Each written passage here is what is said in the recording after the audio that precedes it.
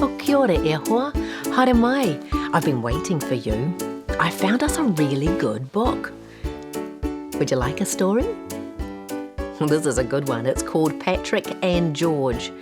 It's a book about adventure, empathy and friendship. It's written by Jessica Urlichs and it's illustrated by Craig Phillips.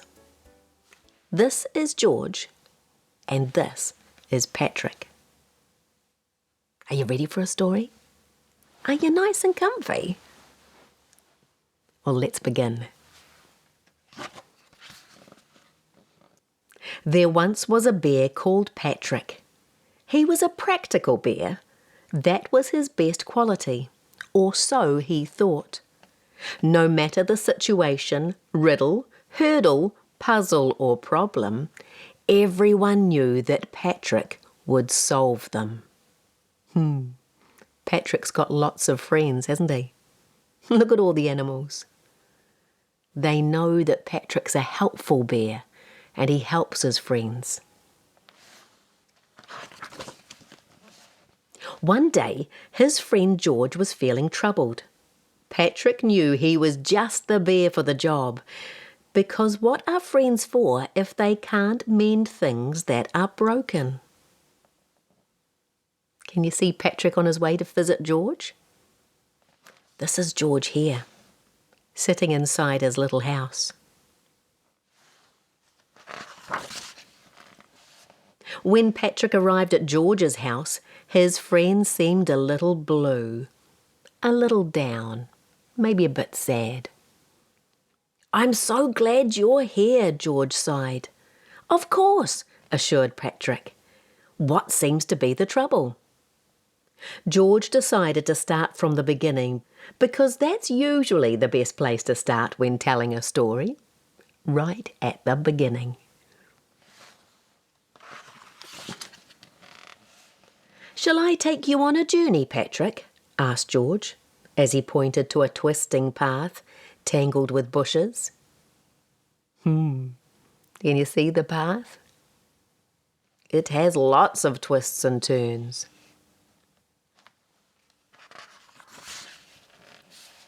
Patrick had never been here before, but this was George's story after all. Together, they started down the winding path. "Sometimes I have a little trouble getting on top of things," George said wearily, looking up.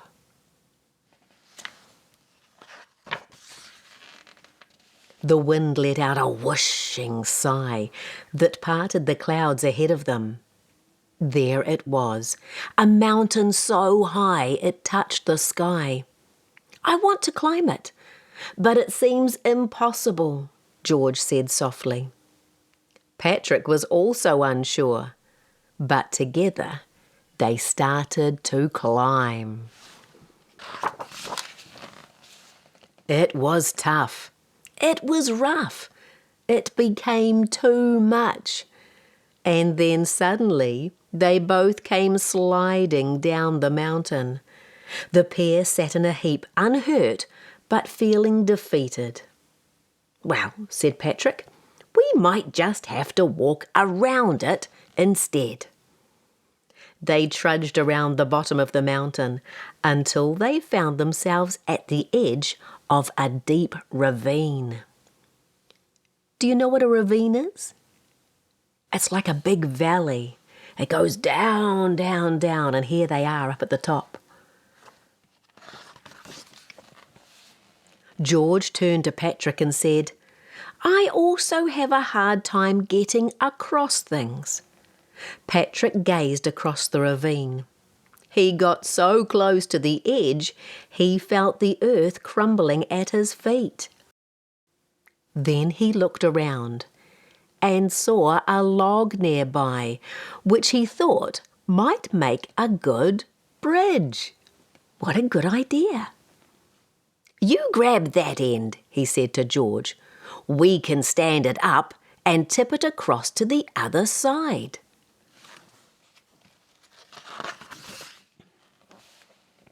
With an almighty lift and a push, they landed the log perfectly across the ravine.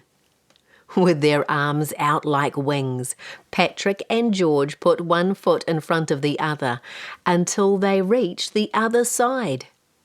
Patrick could see that George's confidence was growing. Look, they've got their arms out. And look at George. He is looking confident. It looks like he's having fun, doesn't it?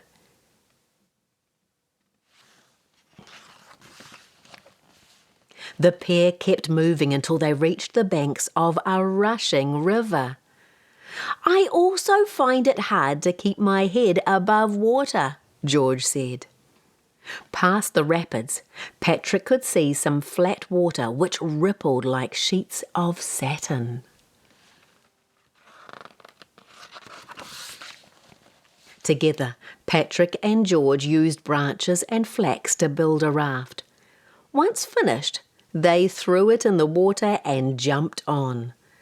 They closed their eyes and held on tight as the rapids tossed them here, there, and everywhere. Then, right over a waterfall. Whoa! Suddenly, everything felt calm. Still holding hands, they dared to open their eyes and found themselves in quiet waters. Water lilies lay dotted around them, and a gentle current carried them towards the riverbank. Look how calm and beautiful it is there.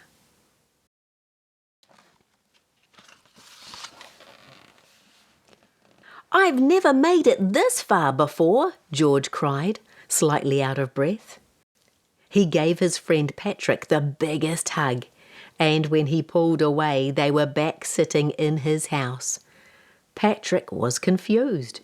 There was no tall mountain, no huge ravine, no rushing river, just the two of them talking.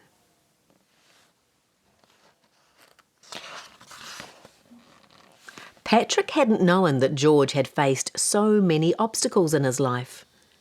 "Thank you for helping me build a bridge and a raft," said George. "I'm sorry I couldn't help you climb to the top of the mountain, though," Patrick sighed. "Maybe I'm not such a great problem solver after all."